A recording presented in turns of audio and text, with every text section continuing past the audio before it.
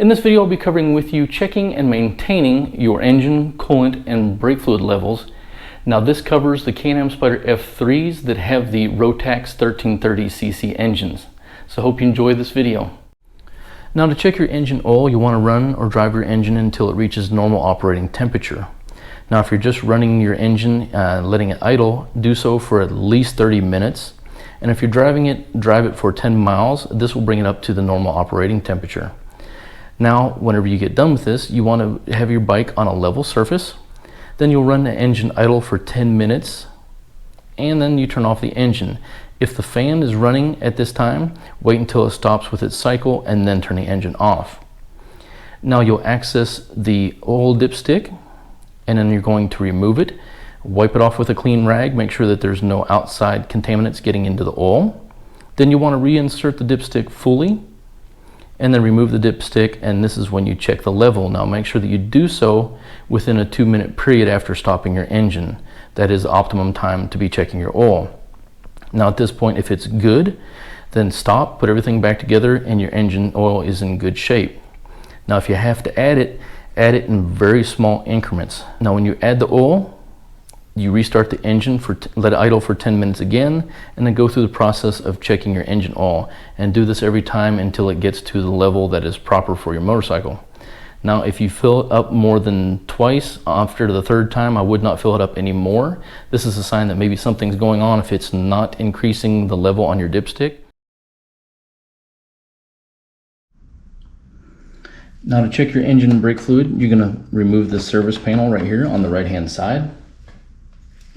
And then this is your oil dipstick, and this is your brake fluid reservoir. Now to check your engine oil, you're going to unscrew the dipstick, pull it out, and the first time I wipe it, make sure it's clean, and then put it back into the engine oil. You're going to screw it in. Then you can take it out again, and this time when you take it out, you're going to check your levels. I know it might be hard to see on the video, but this oil is very clear. You'll see shiny and wet on the location where your oil is, so that's how you tell.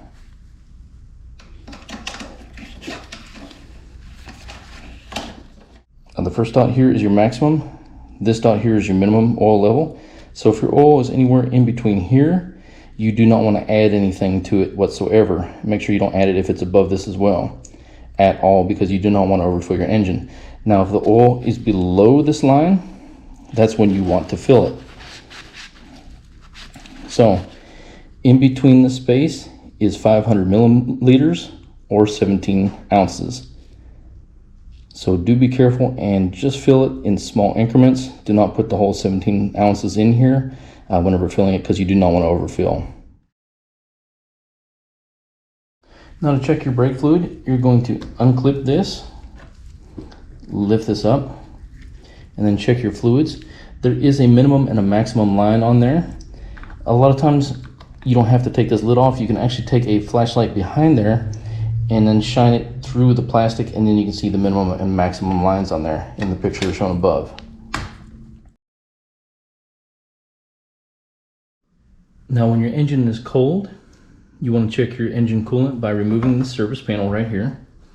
And then right here is your engine coolant. Now it's hard to see on here, so I'll put a picture above. There is a hot and a cold marking right here on the side. My engine is cold right now, and I'm not really parked on a level surface because I'm trying to film this, but the line for the cold is down there at the bottom, and the line for the hot is up here at the top. Now if your engine is hot, do not open this cap when it is. Let it settle down for a little bit and be very careful when opening it, because it is hot, it has pressure, so it will splash in your face. So it's better to check it when it's cold, but if you do need to add anything, what you'll do is you'll take this cap off, just like so, and add your coolant there until it goes up to that mark. Again, do not overfill any of your fluids whatsoever. There's two little clips right here that go to the little holes in that spot. So you're going to line those up first, push it down, and then twist it until it seals.